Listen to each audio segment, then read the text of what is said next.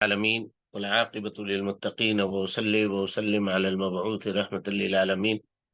اللهم لا علم إلا ما علمتنا وزدنا علما يا کریم. کل کے درس میں یہی روایت حضرت انس بن مالک رضی اللہ تعالی عنہ کی پڑھی گئی تھی، جس کے راوی انس بن مالک ہیں، جس میں حضرت عبد الرحمن بن عوف رضی اللہ تعالی عنہ کے اوپر اللہ کے نبی صلی اللہ علیہ وسلم نے اثر دیکھا پیلا پن کا یا زعفران وغیرہ کا.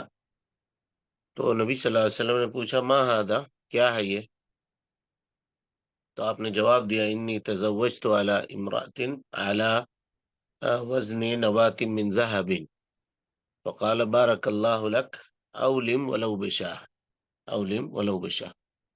ہماری بات آ کر کے یہاں پہ رکی تھی کہ اگر کوئی آدمی یہ کہے کہ جس طرح سے عبد الرحمن ابن عوف رضی اللہ عنہ کے ہاتھ کے اوپر یا آپ کے جسم کے اوپر پیلا پن یا کہیے اس کو ہلدی یا زعفران کا اثر دیکھا گیا تھا، تو کیا جس طرح سے خواتین کے لیے سجنا سورنا ہے، کیا ویسے مرد بھی سج سور سکتے ہیں؟ کیا بن سور سکتے ہیں؟ ہلدی وغیرہ کا استعمال وہ کر سکتے ہیں یا نہیں کر سکتے ہیں؟ یہاں کے بات رکی تھی کہ اس کا کیا جواب ہوگا. کہا تھا دیکھ کر کے آنے کے لیے. کچھ دیکھا آپ لوگوں نے؟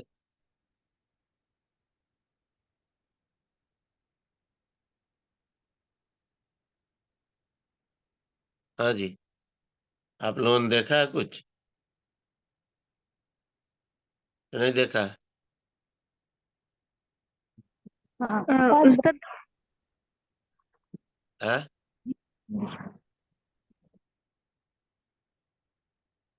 کوئی بھی چیز ایک قصدن ہوتا ہے اور ایک بدون قصد ہوتا ہے. تو اگر کوئی چیز آپ نے قصدن کیا ہے شریعت میں وہ منع ہے مردوں کے لیے، لیکن اگر بدون قصد، بغیر قصد کے، آپ کا وہ قصد نہیں ہے، وہ ارادہ نہیں ہے، اور وہ چیز آپ کے جسم میں لگی یا کپڑے میں لگی، تو اس میں کوئی حرج کی بات نہیں ہے. کیسے؟ جیسے مثال کے طور پہ کوئی آدمی کلر کرتا ہے اور کلر کے کچھ اثرات اس کے ہاتھ پہ لگے ہیں یا اسی طرح سے اس کے جسم پہ لگے ہیں، تو ممکن ہے کہ وہ دھو لے. اگر نہیں دھویا اور گزر ہو گیا آپ کا اس کے پاس سے، تو آپ اس کو یہ نہیں کہہ سکتے ہیں کہ تم یہ کپڑا پہنے ہوئے ہو اور آخرت میں تمہارا کوئی حصہ نہیں ہے. یہ وعید نہیں کہہ سکتے. اسی طریقے سے ریشم کے پہننے سے نبی صلی اللہ علیہ وسلم نے منع کیا، لیکن اگر کسی کے کپڑے میں پھٹ جائے کپڑا کسی کا، اب تو وہ زمانہ رہا نہیں، اب تو لوگ خود سے پھاڑ کے پہنتے ہیں کپڑا بہرحال. لیکن اگر کسی کا پھٹ جائے کپڑا اور اس پہ پیوند لگانے کے لیے کوئی کپڑا نہیں ہو الگ سے، تو وہ ریشمی کپڑے کا پیوند لگا سکتا ہے. اس میں پیوند کے حد تک وہ معاملہ چلے گا. اسی طریقے سے سونا پہننا حرام کیا ہے مردوں کے لیے شریعت نے، لیکن اگر کسی کا دانت ٹوٹ گیا یا کچھ ہو گیا اور دوسرا کسی چیز کا بھی دانت وہ لگا رہا ہے تو وہ اس کو سوٹ نہیں کر رہا ہے، اس میں بدبو پیدا ہو جا رہی ہے یا اور دوسری چیزیں، تو ایسی صورت میں اس میں وہ سونے کا دانت استعمال کر سکتا ہے. یہ ساری چیزیں بغیر قصد ہیں، بغیر قصد کے ہیں. تو اگر قصد اور بغیر قصد کا معاملہ کر دیں گے تو پورے طور پہ اس حدیث کی وضاحت ہو جائے گی، اس حدیث کی وضاحت ہو جائے گی. اور رہی بات، ہم بات کر رہے ہیں عبد الرحمن بن عوف رضی اللہ عنہ کے معاملے کا، تو یہاں پہ وہ چیز آئے گی ہی نہیں جو یہ کہہ رہے ہیں کہ حنفیہ یہ کہتے ہیں شافعیہ. حنفیہ اور شافعیہ کا وجود بہت بعد ہوا ہے. عبد الرحمن بن عوف نے کیا حنفی مسلک پہ عمل کیا یا شافعی مسلک پہ عمل کیا؟ انہوں نے اس سے استدلال کیا. استدلال کا بیس کیا ہے پہلے یہ تو بتاؤ. استدلال کا بیس کیا ہے؟ آپ پوچھ رہے ہیں ما ہذا، یہ کیا ہے، تو اس کی نوعیت طے کیجئے. پہلے کہیے کہ نبی صلی اللہ علیہ وسلم نے انکار کے لیے پوچھا یا تعجب کے لیے پوچھا. اگر انکار کے لیے پوچھا تھا تب بھی یہ جواب نہیں تھا، اگر تعجب کے لیے پوچھا تھا تب بھی یہ جواب نہیں تھا. انی تزوجت علی امرات نوات من ذهب. ہم پوچھ رہے ہیں کہ تم کو یہ پیلا پن تم کیسے لگا تمہارے کپڑے میں یا ہاتھ میں؟ چونکہ وہ معاملہ غیر قصد تھا اس لیے سیدھا اس کا جواب نہیں دیا، سبب بتلا دیا کہ یہ معاملہ ہے ہمارے ساتھ، یہ ہوا ہے۔ سمجھ گئے بات کو یا نہیں سمجھے؟ جی استاد۔ جی استاد۔ کہا کہ یہ چیز میرے کپڑے میں لگی بدون قصد او من غیر اطلاع، بغیر قصد کے یا مجھے اس کا دھیان نہیں رہا، لگ گیا تھا، ورنہ میں اس کو دھو لیتا اور صاف کر کے آتا آپ کے سامنے۔ بہرحال تو اس سے آدمی دھیان نہیں، اب کبھی کسی کا کچھ کہیں پہ لگا ہوا ہے چہرے پہ یا داڑھی پہ، تو عام طور پہ آدمی سمجھتا ہے کہ اگر سامنے والا یہ ہو گیا ہے تو ہم اس کا نوٹس نہ لیں، یہ وہ معاملہ ہے یہاں پہ۔ اور اس سے کوئی استدلال کسی کے لیے نہیں ہے جو یہ کہتا ہے کہ ہم ہلدی لگائیں گے، ہم بھی کمکم لگائیں گے، اور ہم بھی فلاں لگائیں گے، مہندی لگائیں گے۔ دولہا نہیں لگا سکتا ہے، اس کے لیے جائز نہیں۔ اچھی بات۔ اب اس کے بعد آئیے، کہا علی وزن نوات من ذہب، نوات مانے جی گٹھلی ہے نا، کھجور کی گٹھلی کو نوات کہتے ہیں۔ گٹھلیوں کا جو یہ ہوتا ہے، کھجور کی گٹھلی عام طور پہ یا کسی بھی پھل کی جو گٹھلی ہے، کیا سب کا وزن سیم ہوتا ہے جی؟ کیا چھوٹا بڑا ہوتا ہے؟ وہ چھوٹا بڑا ہوتا ہے۔ چھوٹا بڑا ہوتا ہے۔ تو یہاں پہ علی وزن نواتی من ذہب اگر کہا تو اس کا مطلب یہ ہے کہ ان کا مہر متعین نہیں تھا۔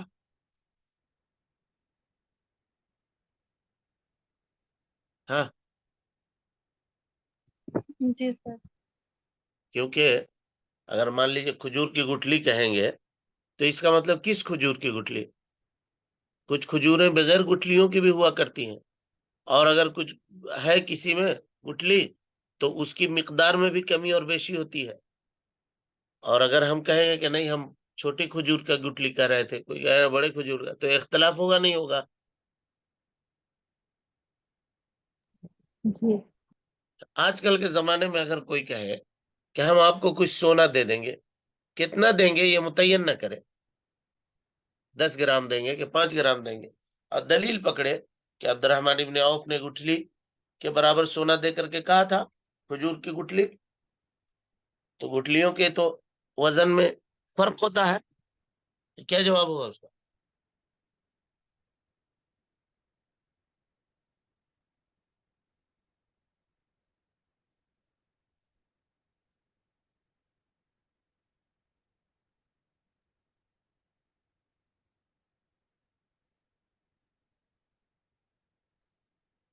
ہاں جی بولیے۔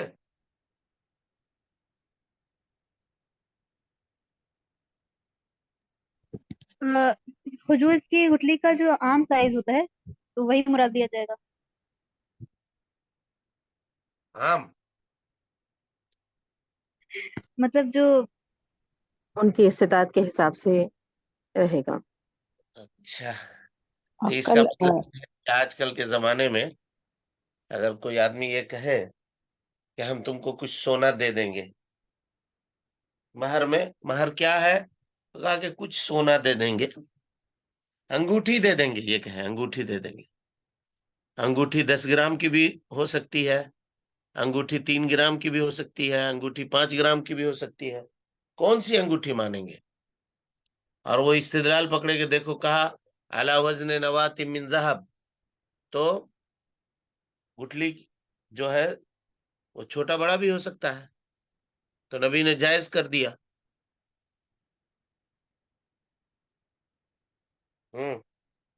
کم اور زیادہ کی کوئی یہ نہیں ہے، کیا کیا نہیں ہے کم و کوئی زیادہ کی؟ شرط نہیں ہے، کم زیادہ کی شرط نہیں ہے، جتنا چاہے ویسا۔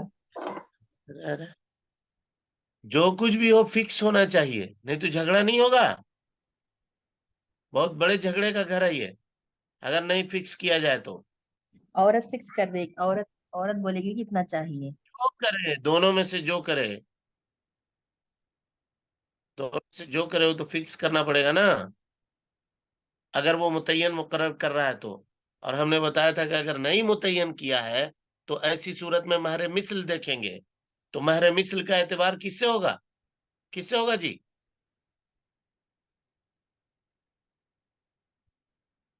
ہاں، کس سے اعتبار کریں گے مہر مثل کا؟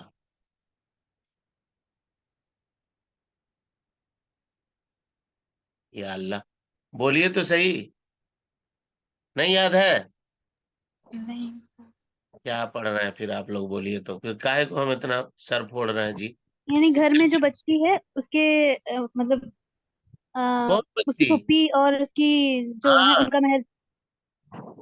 اس کی پھوپھی کا دیکھا جائے گا، اس گھر کی بچی کا. تو اس گھر کی بچیوں میں کون ہے؟ اگر اس کی کوئی بڑی بہن ہے تو ٹھیک ہے، اس کو دیکھیں گے. اس کی چچا کی بیٹیاں ہیں، اس کے تایا کی بیٹیاں ہیں، اس کو دیکھیں گے کتنا مہر لگا ہے. اور اگر کوئی نہیں ہے تو اس کی پھوپھی کو دیکھیں گے. سمجھ میں آ رہی بات؟ جی جی ہاں. جی دیکھیے جی، وزن نوات جو ہے نا، وزن نوات یہ ایک وزن ہے. صحابہ کے زمانے میں یہ ایک وزن چلتا تھا، جیسے آج گرام چلتا ہے نا، ویسے ان کے یہاں یہ ایک وزن چلتا تھا باضابطہ. وزن نوات اس کو کہتے تھے.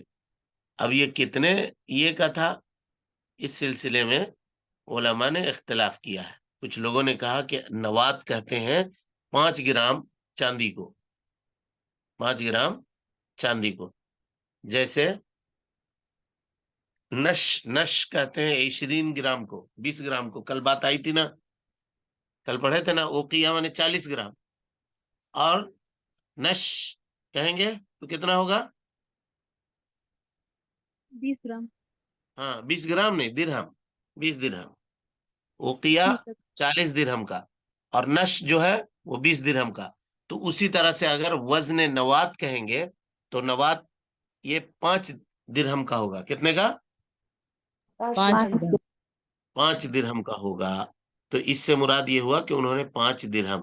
اب یہاں سوال ہے، عبد الرحمن ابن عوف رضی اللہ عنہ، یہ مطلب اسریا صحابہ میں ان کا شمار ہوتا ہے، بڑے مالدار صحابی ہیں، اور انہوں نے کتنا رکھا جی مہر اپنا؟ 5 درہم. 5 درہم رکھا.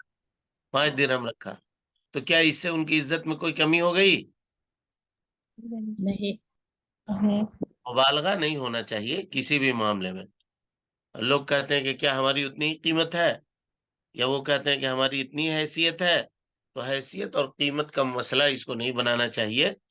معروف طریقے سے جو دینا ہے، اب رکھ لیا 5 لاکھ روپیہ مہر، اب زندگی بھر نہیں دیا،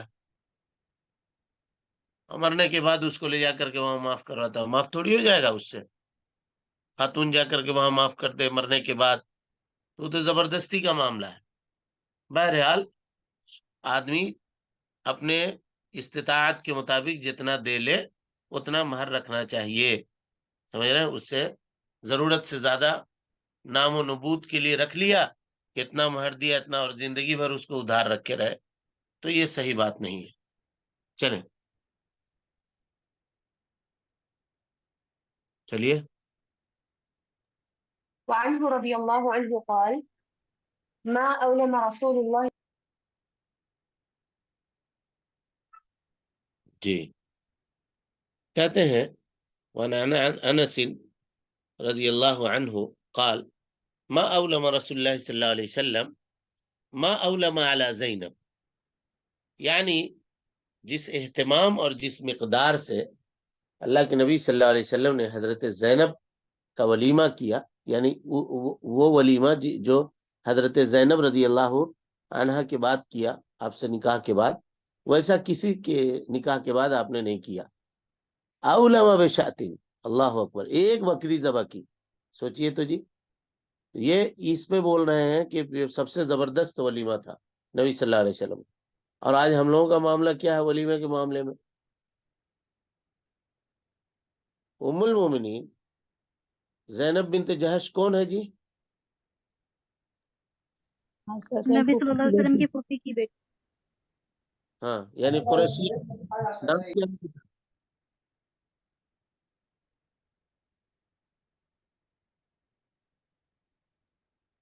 زینب کا کیا نام ہے اصلی نام؟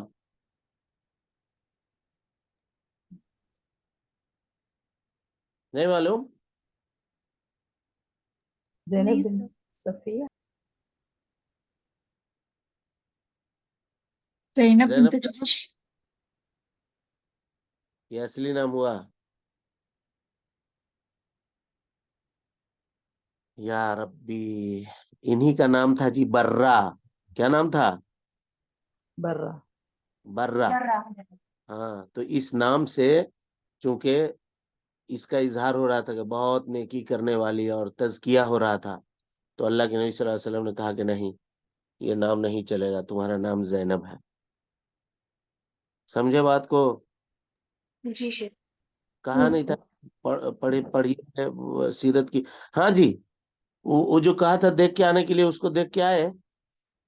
چپ چاپ ہیں جی آپ لوگ، ایک دم خاموش نکل جا رہے ہیں. نہیں کہا سر، تھا دیکھا ہے ہم لوگوں نے. پھر کیوں نہیں بولے؟ اگر ہم بھول کے نکل گئے تو اچھی بات ہے، اس پہ بات کریں گے. پہلے اس کو پڑھ لیجئے جو حدیث پڑھے. زینب بنت جحش، ان کا نام تھا اصل میں برہ. نبی صلی اللہ علیہ وسلم نے چینج کر دیا نام، کہا کہ برہ نہیں چلے گا نام، اس میں تزکیہ جھلکتا ہے، بہت نیکی کرنے والی. زینب نام رکھو بنت جحش. ان کی امی کا نام تھا امیمہ بنت عبد المطلب ابن ہاشم، نبی صلی اللہ علیہ وسلم کی پھوپھی ہیں. اللہ کے نبی صلی اللہ علیہ وسلم نے ان کی شادی کروائی تھی زید ابن حارثہ سے. دیکھیے قریشی خاندان کی ہے، اللہ کے نبی صلی اللہ علیہ وسلم کے خاندان کی چشم و چراغ ہیں، اور اس خاندان سے آپ کا نسبت اور تعلق ہے، لیکن نبی صلی اللہ علیہ وسلم نے ایک غلام سے ان کا نکاح کروایا. اس کا مطلب یہ پتہ یہ چلا کہ آدمی کچھ بھی ہو، اگر نیک ہے، پرہیزگار، متقی ہے، تو اس سے نکاح کیا جا سکتا ہے. ایسا نہیں کہ اس کو دیکھیں کہ اس کا خاندان کیا ہے، اس کا فلاں کیا ہے، اس کا فلاں کیا ہے. یہ دیکھے تو بہتر ہے، لیکن اگر نہ دیکھے یا دینداری ہے، اور دینداری ہونے کے باوجود صرف اس وجہ سے اس کا رشتہ کاٹ دیا جا رہا ہے کہ وہ خاندان اچھا نہیں ہے، تو ایسا نہیں ہونا چاہیے. بہرحال تو اللہ کے نبی صلی اللہ علیہ وسلم نے زید ابن حارثہ سے ان کا نکاح کر دیا. زید ابن حارثہ کے ساتھ وہ زندگی گزار رہی تھی، ایک مدت تک دونوں ساتھ رہے. اس کے بعد حضرت زید نے ان کو طلاق دے دیا. جب عدت مکمل ہو گئی، یہاں پہ یہی دیکھیے جی، حنفیہ کی یہ سب سے بڑی دلیل ہے. حنفیہ کہتے ہیں نا کفو ہونا چاہیے. کفو مانے جانتے ہیں؟ ہم پلہ. ہاں، ہم پلہ. ہم پلہ کس کس چیز میں ہو؟ کس چیز میں ہم پلہ ہوگا جی؟ ہاں بولیے. خان کے ساتھ کرے گا، یہ ہم پلہ ہے. سید کے ساتھ کرے گا، انصاری کے ساتھ. نہیں نہیں. یہ ہم پلہ ہے. خاندانی رہن سہن شاید. ہاں، رہن سہن کا حساب استاد. بولیے نا.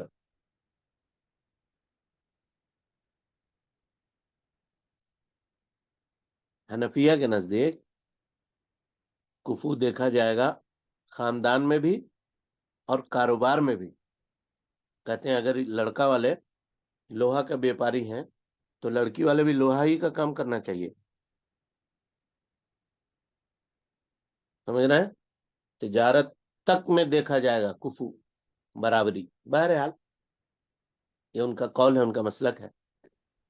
دلیل اس حدیث سے لیتے ہیں کہ دیکھو نا، قریشیہ کے شادی کر دیا غلام کے ساتھ تو معاملہ نبھا نہیں، طلاق کی نوبت آ گئی. تو اس کا کیا مطلب ہوا کہ دیگر صحابہ کرام نے جو طلاق دیا تھا اس میں یہ چیز نہیں تھی؟ بھائی کسی سے بھی ہو سکتی ہے طلاق. یہ کیا مسئلہ ہوا کہ ان سے ہوا تو نہیں ہوا، نہیں نبھا؟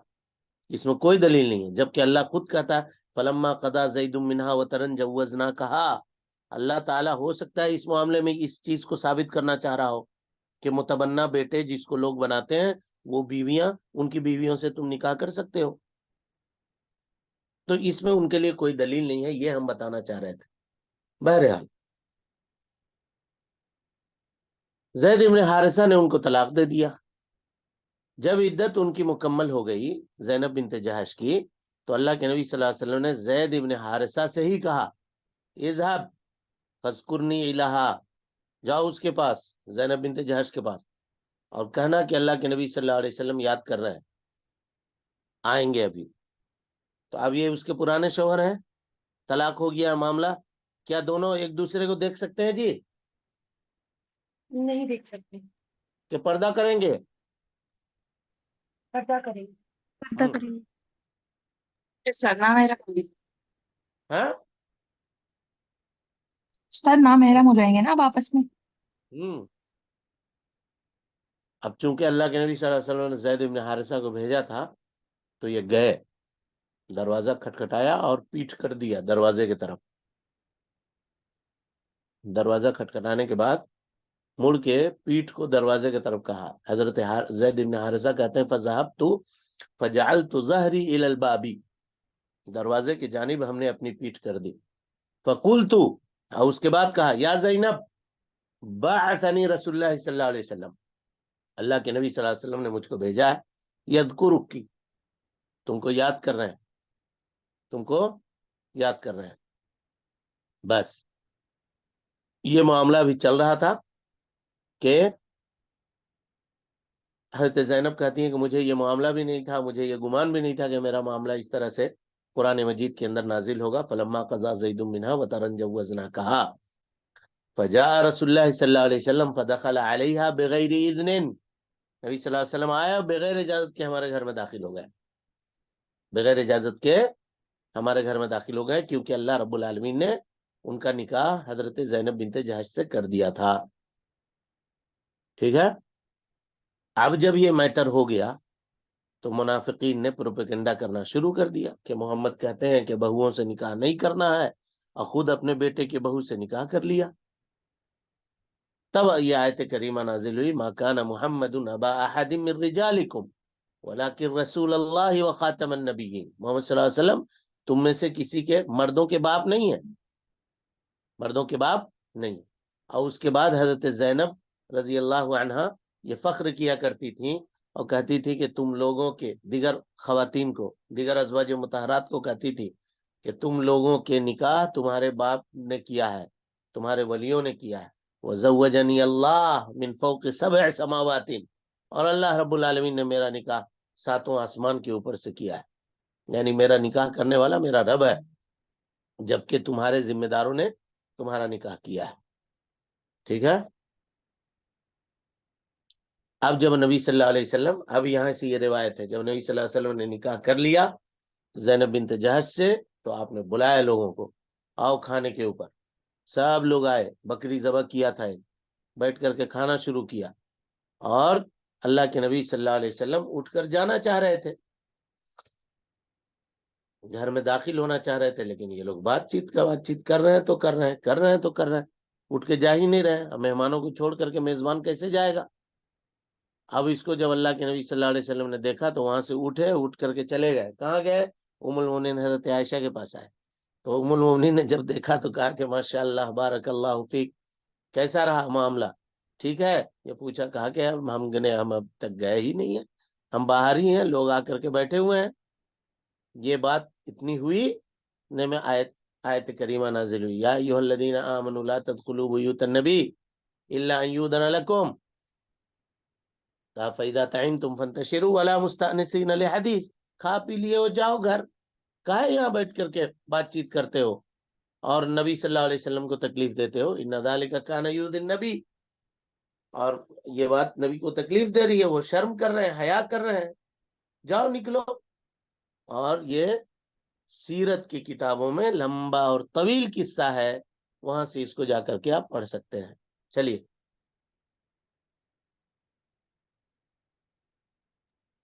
وعنه چلے رضي جی، الله عنه قال ہاں أمر رسول الله صلى الله عليه وسلم حين بنى لزينب بنت جحش فأشبع الناس خبزا ولحما، رواه البخاری۔ انس رضی اللہ عنہ بیان کرتے ہیں کہ جب رسول اللہ صلی اللہ علیہ وسلم نے زینب بنت جحش رضی اللہ عنہ سے بنا کیا تو آپ صلی اللہ علیہ وسلم نے ولیمہ کیا اور لوگوں کو گوشت روٹی سے شکم خیر کر دیا۔ گوشت اور روٹی ولیمے میں کھلایا۔ اچھا یہ بتائیے گوشت اور روٹی کوئی بہت مطلب کیا کہتے ہیں اس کو، کوئی ایسا کھانا تو نہیں تھا جس کا تذکرہ کیا جائے.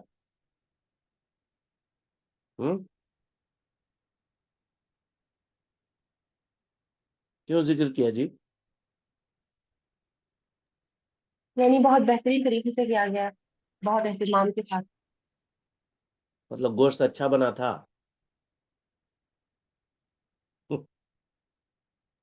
اس سے پچھلی حدیث جیسے گزری ہے، سب سے اچھا ولیمہ ان کا ہوا تھا، ایک بکری سے کیا تھا.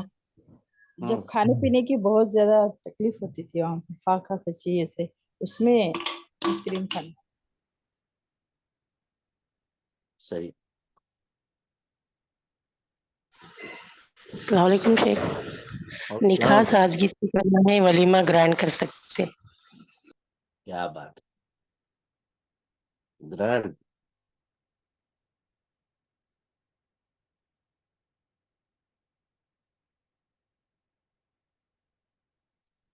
حیثیت کے مطابق ولیمہ کرنا، قرضہ لے کر کے نہیں کرنا ہے. جتنی حیثیت ہے اتنا ہی کرے. اس وقت اللہ کے نبی صلی اللہ علیہ وسلم کے پاس مال تھا، آپ نے کیا. اس کے علاوہ ابھی بات آئے گی آگے حدیث میں. نبی صلی اللہ علیہ وسلم نے حضرت صفیہ رضی اللہ عنہ کا جب ولیمہ کیا تو آپ نے چادر بچھا دی اور کہا صحابہ سے کہ ہے تم لوگوں کے پاس کچھ ہے کھانے کو؟ تو کوئی پنیر، کوئی کشمش، کوئی کھجور لا کر کے اس چادر کے اوپر ڈالتے تھے، اور سب کو نبی صلی اللہ علیہ وسلم نے مکس کیا اور کہا کہ آؤ اور بیٹھ کے کھاؤ، یہی ولیمہ ہے ہمارا. اس وقت نہیں تھا آپ کے پاس. سمجھ میں آئی بات؟ جی استاد. ہاں، تو اس وقت یہی ملیدہ، کھجور، روٹیاں، زیتون کا تیل، اس طرح کی چیزیں ان کے کھانے کا تھا. گوشت روٹی اگر میسر ہو جائے تو یہ بہت بڑی بات تھی اس زمانے میں. اسی لیے اس کا تذکرہ کیا اللہ کے نبی صلی اللہ علیہ وسلم. اچھا، آج کوئی ایسا کرے گا کہ اگر مان لیجیے ہمارے پاس نہیں ہے اس وقت اور ہم ولیمہ کرنا چاہتے ہیں، کوئی ولیمہ کرنا چاہتا ہے، عصر کے بعد لوگوں کو بلا کر کے چائے بسکٹ کھلا دیا، کہا یہی ہمارا ولیمہ ہے بھائی، اتنا ہی ہماری حیثیت. کیا کریں گے لوگ گاؤں گھر میں اس کے؟ شکوا کرتے تھے، سب سے مذاق اڑائیں. پہلے کہے گا کہ کھانے کے لیے تم کو ہے، دوسرے کے ولیمہ میں خوب پلتی مار کے بیٹھ کے کھاتے ہو، اور خود کھلانے کا موقع آیا تو بہانہ مار رہے ہو، بسکٹ کھلا رہے ہو.